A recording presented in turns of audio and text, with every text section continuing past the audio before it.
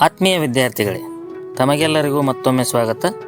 ಇಂದಿನ ಈ ವಿಡಿಯೋದಲ್ಲಿ ನಾವು ಕನ್ನಡ ಭಾಷೆಯ ವಚನಗಳ ಬಗ್ಗೆ ತಿಳಿದುಕೊಳ್ಳೋಣ. ವಚನದಲ್ಲಿ ಎರಡು ಪ್ರಕಾರಗಳು, ಏಕವಚನ ಮತ್ತು ಬಹುವಚನ. ಏಕವಚನ ಅಂದರೆ ಒಂದೇ ವಸ್ತು ಅಥವಾ ಒಂದೇ ಪ್ರಾಣಿ ಅಥವಾ ಒಂದೇ ಸ್ಥಳ ಅಥವಾ ವ್ಯಕ್ತಿಯನ್ನು ಸೂಚಿಸುತ್ತದೆ.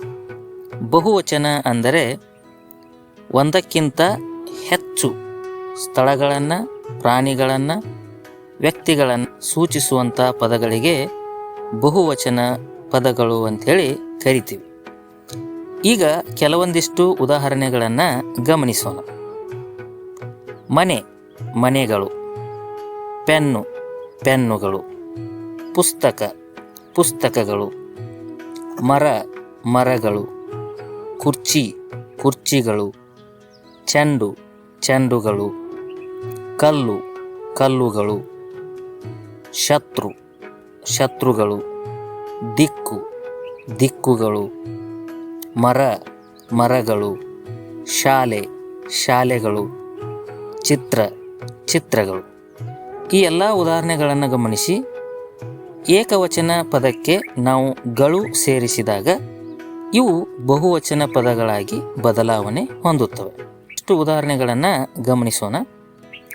ಸೇವಕ, ಸೇವಕರು. ಸೇವಕಿ, ಸೇವಕಿಯರು. ಬಾಲಕ, ಬಾಲಕರು.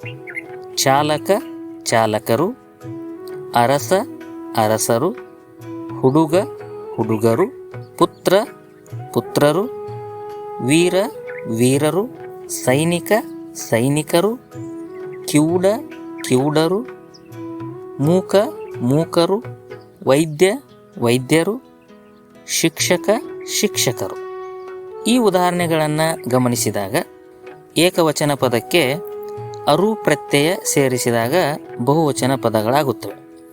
ಇನ್ನು ಕೆಲವೊಂದಿಷ್ಟು ಉದಾಹರಣೆಗಳನ್ನು ನೋಡೋಣ. ಅಣ್ಣ, ಅಣ್ಣಂದಿರು. ಮಾವ, ಮಾವಂದಿರು. ತಾಯಿ, ತಾಯಂದಿರು.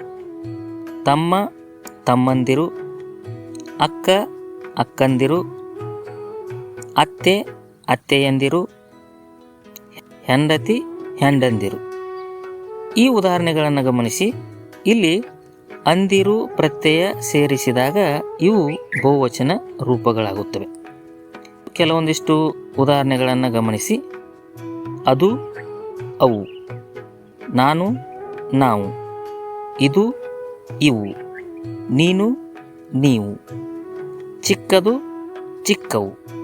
ದೊಡ್ಡದು, ದೊಡ್ಡವು. ಯಾವುದು, ಯಾವುವು. ಇಲ್ಲಿ ಉ ಪ್ರತ್ಯಯ ಸೇರಿದಾಗ ಬಹುವಚನ ರೂಪಗಳಾಗುತ್ತವೆ ಎಂಬುದನ್ನು ಗಮನಿಸಿದ್ದೀವಿ.